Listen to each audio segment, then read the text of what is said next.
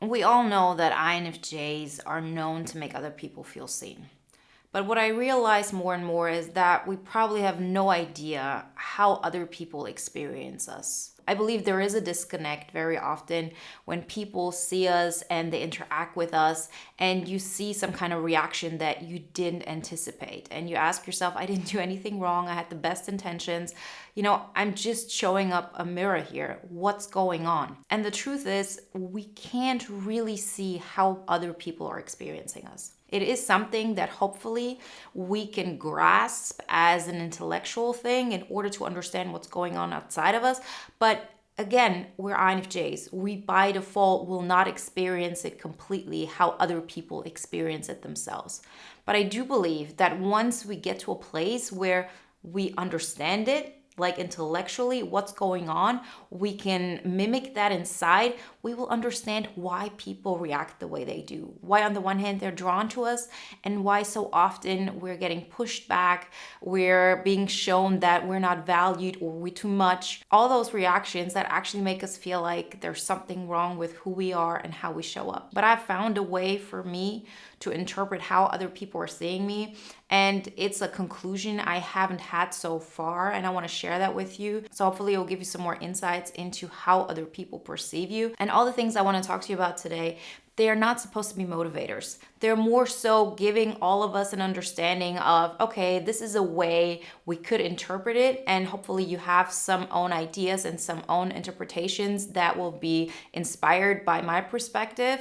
And I believe that with this information, we can approach every interaction differently. It really changed a lot for me. I think it was the last weeks that I was thinking about this concept a lot, and many things just clicked. So I didn't want to keep it to myself. I wanted to share with you. And so hopefully you can gain as much insight through that as I have gained. Before we get started, I want to just remind you one more time, for the ones who haven't joined yet, that bootcamp has launched. Our first live call will be November 2nd. So that's when everything starts again, with all the insights that I have gathered, the entire community has gathered over the last 3 months. So there's always something new to learn with every new bootcamp round. We're an amazing community, creating not only epic lives for ourselves, but for the world and for the people that we come in contact with. So if you want to join us on this amazing adventure, everything you need to know, you can find the links in the description, and I hope to see many of you this Saturday in our first live call. So I do believe that making other people feel seen is one of the best and most integral ways for us to connect with people on a heart-to-heart level, on a really authentic level that is going to allow us to create all the connections we want, to really spread our love and spread our message around everybody we touch. But there's one component that, is going to give us even more insights into what that means, because we all know theoretically that that's true. But yeah, it's a great gift. I do believe that most of us undervalue how powerful it is, and because of that, treat it with no big regards. We confront people with it. We either open up completely and people cannot handle all of that energy towards them. It can also be that if you open up and then you back off and you don't understand why people react this way, when all you did is just go back to your base. Remember, we as INFJs, when we are in our core, when we are in the state where we actually alchemize everything, where we, turn negative emotion into positive one, where we actually, get a handle of it, we understand what's going on, we pretty much alchemize emotions. And that's actually the time that we need in order to get a better perspective of what somebody's going through and all of that. So yes, there's a lot of information internally within us. And when we meet a person, we directly see that. But there's also going to be information that we get once that person opens up to us. And it's going to take us some time to actually work through this. And so if we open up completely, we allow all this information in, it's totally normal for us to, retreat, to go back, to disconnect. Like, that's a big thing, because you have to think about it. In order for us to pick up emotion, we have to be open to our FE, our second function. And we can constantly go back and forth between FE and TI. It can be a mixture, but most of the time that's what it is. When you focus on the outside towards one person, that FE component is open, you can pick up energy, and then you retreat into yourself, you work through it, you understand what's going on, and then you show up again. And doing this is what makes a lot of people uncomfortable. This is probably why you felt a lot of people reacted towards you in a way of what's going on after, a moment where you thought, oh, they actually appreciate me because they see that I'm authentically there with them, I'm present. And then, what's going on now? Now they're all mad at me or they're confused and I have no idea what happened. Well, I do believe that this is the reason. They really are confused because they're not used to you going in and out. You're like in their world and then you're out. At the same time, you've shown them something and they're not connected to it anymore. The moment you disconnect, they don't have access to that insight anymore. It's not like they can remember it to such an extent. It's in those moments where you connect with them that they feel seen. And every single time you disconnect, they don't have access to that. That's why we so often feel bad about, not helping people when we see, oh, they could actually use my help right now. And to disconnect feels so wrong. It feels so wrong saying no, putting up boundaries and so on. But I think this dynamic is the reason for this. I've experienced this since early childhood. It's not so much that I just enter a room and then people don't like me. It's always something of the sort of, oh, I have a connection with somebody. There is an intimate moment, as in, okay, this is, a heart-to-heart connection, or like, we really understand each other. I'm open. That person is open. We're just, talking in an authentic way. And then afterwards, I back off, which I always do. And then, there's like this whole explosion that's happening outside of me. And it left me confused forever. So I can tell you, even now from experience, I've had this situation with kids in, let's say second grade. I had this very intensely in sixth grade. I've had this so often in my life. And at some point I said, I can't deal with it. Like, this is not something that is my fault. This is just how people react to me, and they can either deal with it or not. And now I have like this insight that has helped me to really look at all of this without judgment, because I understand a new component to it. And so I want to bring it down to 3 main points that hopefully will help you understand what I'm talking about. The first thing we have to do is to really acknowledge that power. Being an INFJ is rare, and it gives people an insight into who they're meant to be on some level. It's not so much about, oh, I see your future and, what you're supposed to do with your life. It's so much more than that. It's like the connection to the universe. And I don't want to get esoteric or, any like really high spiritual, because it's not necessary. It's just that we aim to be universal. We aim to really find a fundamental truth about life and to see the beauty in everything around us. And so we automatically are that energy. And so when we're around people and we connect with them, they get access to that. So if you open up, you allow your energy to go into their field, you allow their energy to go into your field, and they see something. They see something that might overwhelm them. They see sometimes something that is just picked up subconsciously. I do believe that's the reason why so often we, encounter somebody and then we know, okay, there was a really deep connection there, but then the person didn't even react to it. Like, you don't have evidence that they really understood that connection, and you wonder why. Like, this is a different scenario than a person who, was really, really happy to be in your presence and afterwards completely backs off. I mean, this is a combination of both, but it can be two instances. Some people really get it on a soul level, they get it on a subconscious level, and they're not fully aware of it, but that's how they react. You know that people do this all the time, not just towards us. This typical thing of, oh, somebody becomes angry because deep down they're afraid or something like this, or they're insecure. So of course there's going to be some reaction that is not necessarily based on, that's really what's causing it. So I encourage you to trust your intuition. If you feel you had a connection with that person, you probably did. That being said, that doesn't mean that that person will be open to it. That doesn't mean that that person knows how to deal with your energy. And it also doesn't mean that it's on us to make that person see us. Because of course we want connection, of course we want belonging, but that's not how we're going to get it. And in the next two videos, I'm going to go deeper into that feeling of belonging, because just because you can't get that connection in that instant, that doesn't mean that you have to stay alone forever. But understanding that who you are is incredibly powerful, and the more you're in alignment with that, and the more you open up that energy to others, meaning you're present with them, you absorb who they are. We very often talk about absorbing who other people are, hollowing ourselves out. What we're actually doing, we're allowing that energy in. And so every single time you allow that energy in, to some extent, there is an energetic exchange. Like even when we say, okay, we're the supporting role in that person's life in that moment, we look at their life from our perspective.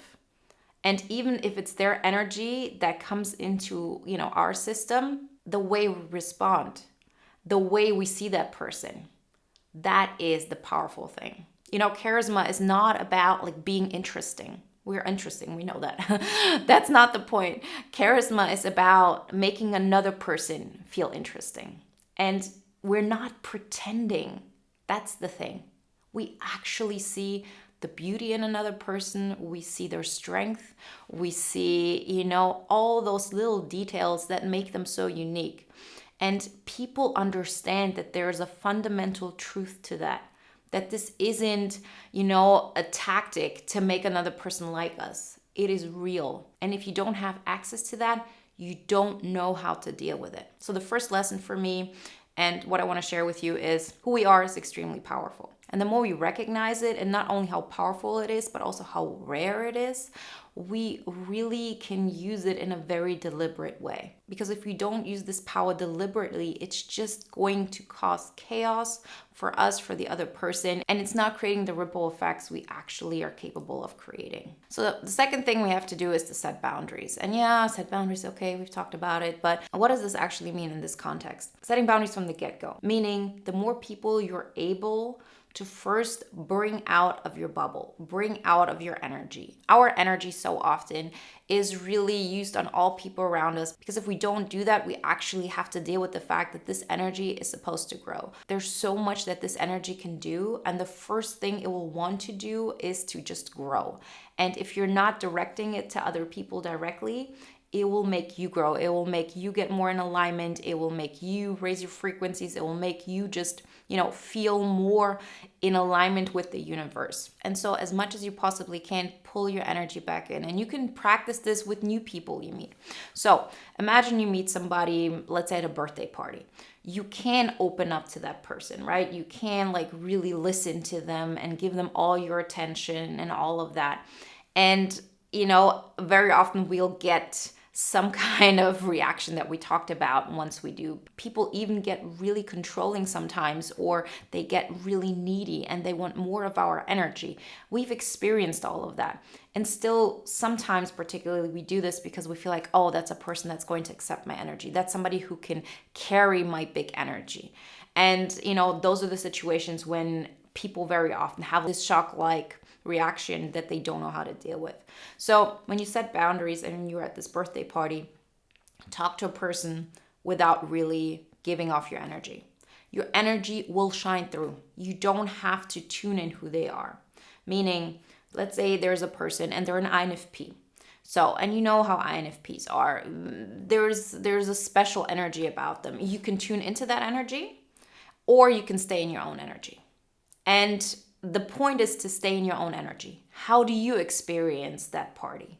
What would make you feel like that's a cool party or that's not a cool party? What is missing here? What kind of emotion, what kind of atmosphere can I add through who I'm being and what I add to the equation? How do I see the world? Because when you're doing this, you're setting automatic boundaries around your energy. So people can then decide, do they want to come closer or not? So before we even connect with people, practice setting those energetic boundaries. And as I said, you can do this with people when you're at a party that you're just meeting. Just practice it on small occasions. If you have somebody in your life, practice being there with that person and just not focusing on how they're feeling, but focusing on how you're feeling. What do you want? What is the next step? What is going to bring excitement to you? And this change is sort of challenging, but it's so worth it.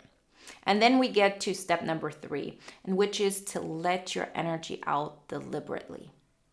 This is not something that you can put onto another person just like that.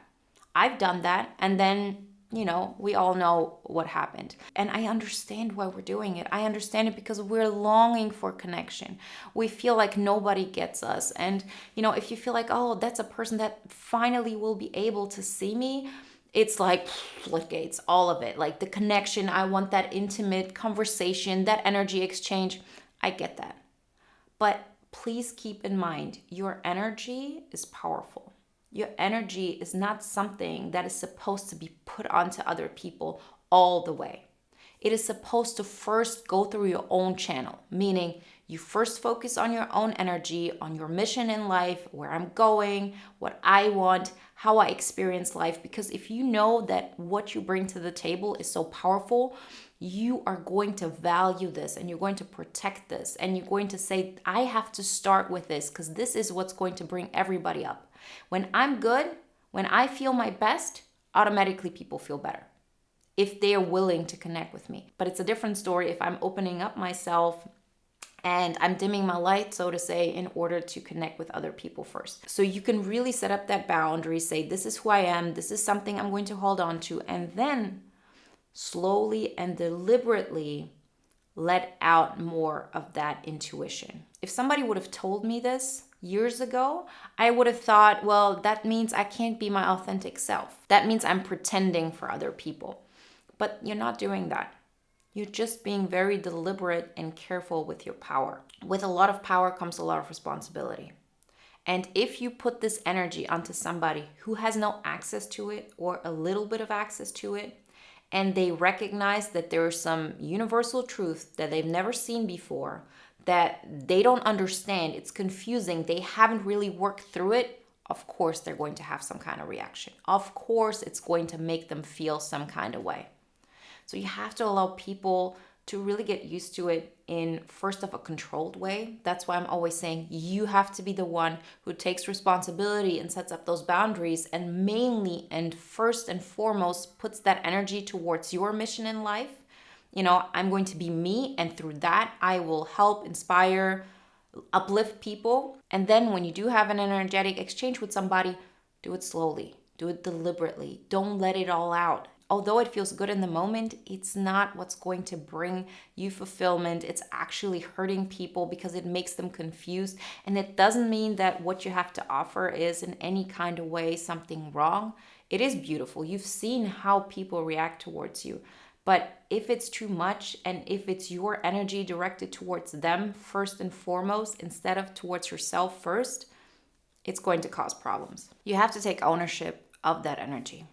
And I promise you, so many things will change then. Because at first it seems like a burden, but it's actually using it in a way that is way more beneficial for others. So you actually just take the next step in your evolution. You say, I'm not going to act from this reaction of this is what feels good in the moment, but you actually start from the perspective of, well, what is my mission here? I want to raise everybody's frequencies. I want people to feel good about themselves and to see the beauty of who they are and what they bring to the equation, because that's actually how I see the world. And in order to do that, we have to allow people the time to calibrate to our energy. So I really, really encourage you, please put your energy onto you first. Make sure that you stay in your energy as much as possible, anchor it in, focus on it, and start sharing your message while you're being yourself. So this is one of the things we talk in bootcamp a lot when we get to the purpose section, that before we start being of service, it first has to start with, how do I want to be seen? How is my energy? How do I experience my energy? And if we include the fact that this is a powerful energy and we would actually approach the world like this, so many things become easier. And it just makes sense. Like you wake up and you know, okay, I'm on the right path. So if you want to join us and make those transitions together, bootcamp is the right place for you. We are not allowing anybody to be enabled. Everybody can decide how much they want to participate or not, but this is a place where we show up as authentically as we possibly can. And through that, we create an environment of love, of non-judgment, but also this wisdom of We're meant to make a difference. We're meant to change people around us to the better. And if we take on that responsibility and we go for it, it doesn't matter if we can help one person or 1,000, it will make an impact on us just as much as it will make on everybody else. You will know that you're in your purpose. And in bootcamp, we focus not only on that, but also on, okay, how are we going to, organize our life? How are we going to make it as peaceful, as calm as possible so we can really use our energy to create those ripple effects we're looking for? I will share so much more with you in the next videos. I've had a lot of realizations the last couple of weeks, so don't believe like just bootcamp is the only thing, but bootcamp definitely goes deeper. So please watch the next videos. If you're interested in today's video, there's going to be a lot that is connected to this. If you want to watch another video now that is in line with today's topic, you'll see the video on the screen right now. And I hope to see many of you in bootcamp. See you in the next one. Bye, guys.